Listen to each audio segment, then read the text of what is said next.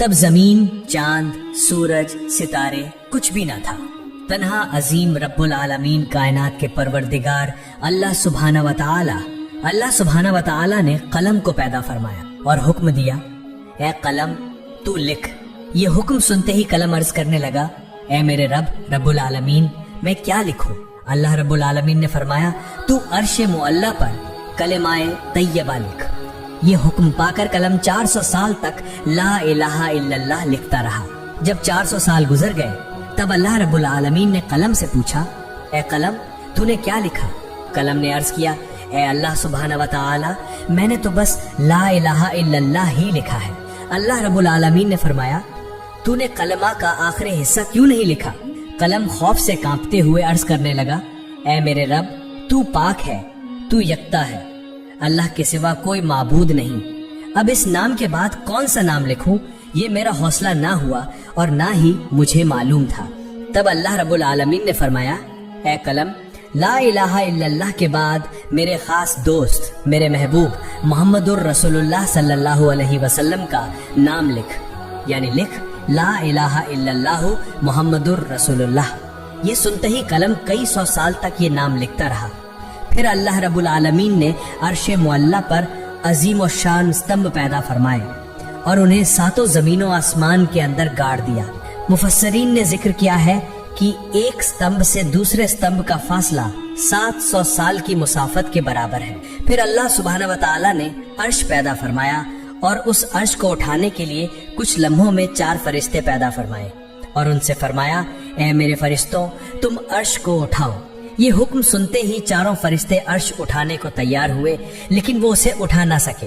तब अल्लाह सुब्हाना व तआला ने फरिश्तों को एक दुआ सिखाई, सुब्हानल्लाह वल्हम्दुलिल्लाह वला इलाहा इल्लल्लाहु वल्लाहु अकबर।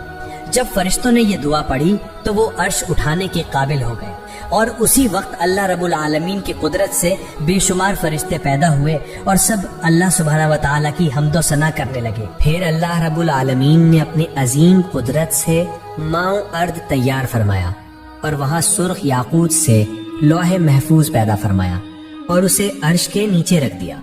फिर अल्लाह सुब्हाना व तआला ने कलम को हुक्म दिया, ए कलम, इस अजीमुश्शान तख्लीक, इल्म और क़यामत तक पेश आने वाले तमाम वाक़यात को लौह महफूज में लिख दे।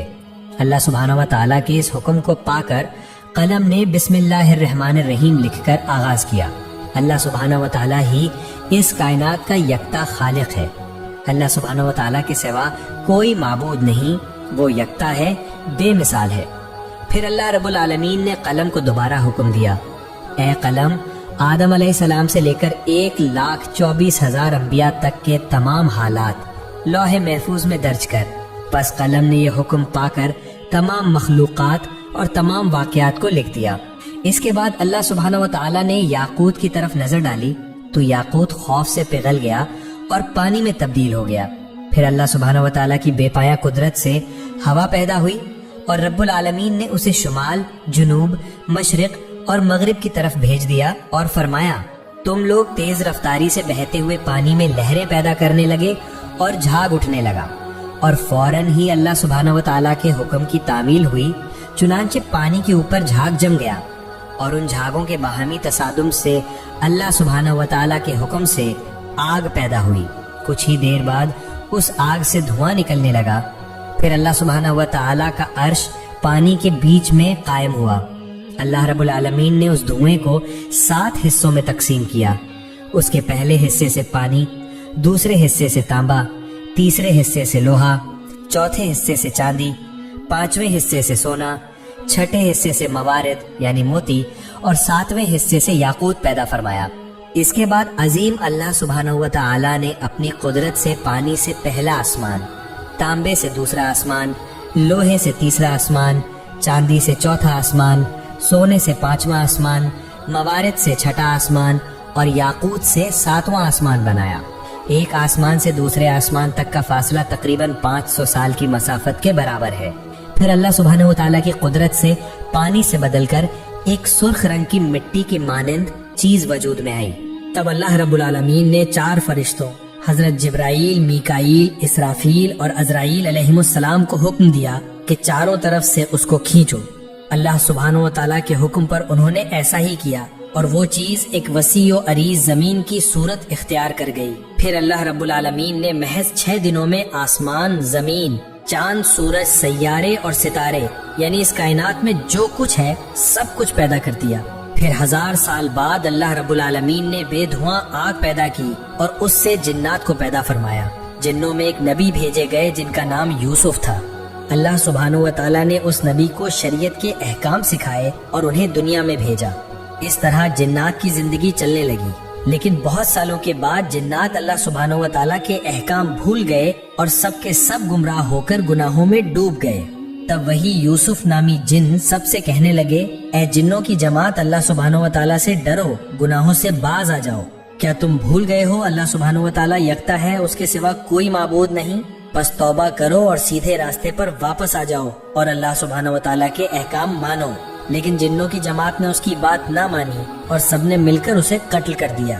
ادھر فرشتے کہنے لگے، اے اللہ سبحانہ و تعالیٰ، جنات کی جماعت دنیا میں گناہوں میں مبتلا ہو کر فساد برپا کر رہی ہے اور قتل کر رہی ہے۔ اللہ رب العالمین نہایت رحیم و کریم ہے، اس کی رحمت بے پایا ہے۔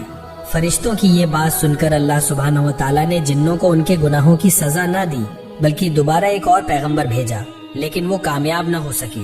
صرف چند جن ہی ان کی ہدایت قبول کر کے سیدھے راستے پر آئے اور باقی سب گمراہ ہو گئے۔ یوں تقریباً 36,000 سال کے عرصے میں جنات نے بے شمار پیغمبروں کو قتل کر ڈالا۔ پھر اللہ رب العالمین نے فرشتوں سے فرمایا، جاؤ جو گناہوں میں مبتلا ہیں ان کو سزا دو۔ اللہ سبحانہ و تعالیٰ کے اس حکم کو پاتے ہی فرشتوں نے کروڑوں جنات کو سزا دی۔ صرف وہی مومن جن جو گنہگار جنوں کے خوف سے جنگلوں، پہاڑوں اور گفاؤں میں بیٹھ کر اللہ سبحانہ و تعالیٰ کی عبادت کرتے تھے، وہی فرشتوں کے ہاتھ سے بچ گئے۔ اس وقت فرشتوں نے دیکھا کہ ایک کم عمر حسین و جمیل جن تنہا کھڑا ہے، اس کا نام ابلیس تھا۔ اسے دیکھ کر فرشتوں کے دلوں میں رحم پیدا ہوا۔ تب فرشتوں نے عرض کیا، اے ہمارے رب، اے معبود، یہ کمسن جن بالکل بے سہارا ہے، اس پر ہمیں بہت شفقت آ رہی ہے، کیا ہم اسے آسمان پر لا کر پرورش کریں؟ فرشتوں کی درخواست پر اللہ رب العالمین نے اجازت عطا فرمائی کہ اسے آسمان پر لے آؤ۔ ابلیس تیز حافظے والا تھا، جو ایک بار سنتا وہ ہمیشہ کے لیے یاد رکھتا۔ ادھر جو جنات زندہ بچے تھے ان کی نسل بڑھ کر پھر سے دنیا جنات سے بھر گئی۔ ادھر فرشتے ابلیس کو پہلے آسمان پر لے آئے۔ وہاں پہنچ کر فرشتوں نے اسے اللہ کی عبادت اور بندگی کے سبھی اصول اور ضوابط سکھائے۔ ابلیس نے بہت کم وقت میں یہ تعلیم حاصل کر لی اور پھر پورے 1000 سال پہلے آسمان پر اللہ کی عبادت کرتا رہا۔ ابلیس کی عبادت میں یکسوئی اور اخلاص دیکھ کر فرشتے حیران ہو گئے اور کہنے لگے، ہم تو صرف اللہ کی عبادت کے لیے پیدا کیے گئے ہیں، ہماری تعلیم و ریاضت سب کچھ عبادت ہی ہے۔ مگر کیا تعجب کی بات ہے کہ ابلیس نے ہم سے عبادت کے طریقے سیکھے اور اب وہ ایسی عبادت کر رہا ہے کہ اس کے مقابلے میں ہماری عبادت کچھ بھی نہیں۔ ہم نے تو اپنے درمیان کسی کو ایسی عبادت کرتے نہیں دیکھا۔ ایسا لگتا ہے کہ ابلیس سے ہمیں بہت کچھ سیکھنا ہے۔ فرشتے اس کی عبادت سے اتنے متاثر ہوئے کہ بڑے اہتمام کے ساتھ 1000 سال بعد اسے پہلے آسمان سے دوسرے آسمان پر لے گئے۔ دوسرے آسمان پر آ کر وہ اس سے بھی زیادہ عبادت میں مشغول ہو گیا۔ وہاں کے فرشتے یہ دیکھ کر ہر طرف سے تعریف و تحسین کرنے لگے۔ بہت سے فرشتے اس کی مدح سرائی کرنے لگے اور اس کا نام عابد رکھ دیا۔ پھر ابلیس نے 1000 سال عبادت کی۔ اس کے بعد فرشتے اسے دوسرے آسمان سے تیسرے آسمان پر لے گئے۔ وہاں پہنچ کر وہ اور زیادہ یکسوئی اور خشوع کے ساتھ اللہ کی عبادت میں لگ گیا۔ یہ دیکھ کر وہاں کے فرشتے اس کی عبادت پر فریفتہ ہو گئے اور اس کا نام ولی رکھ دیا۔ اسی طرح ابلیس نے ہر آسمان پر 1000 سال عبادت کی۔ آخر کار جب وہ 7ویں آسمان پر پہنچا تو سکون و اطمینان کے ساتھ رہنے لگا۔ ابلیس نے ہر پہلو سے بہت زیادہ علم اور تجربہ حاصل کر لیا۔ تب فرشتوں نے اللہ کی بارگاہ میں دعا کی، اے ہمارے رب، اے اللہ، اگر تو اپنے محبوب ابلیس کو عرش معلی پر اٹھا لے تو ہم اس سے بہت قیمتی نصیحتیں سن کر بہت کچھ سیکھ سکتے ہیں، کیونکہ اس نے ہم سے کہیں زیادہ علم حاصل کیا ہے۔ اللہ تعالیٰ نے فرشتوں کی اس درخواست کو قبول فرمایا اور ابلیس کو عرش معلی کے قریب لے آئے۔ وہاں پہنچ کر ابلیس یاقوت سے بنے ایک بلند ممبر پر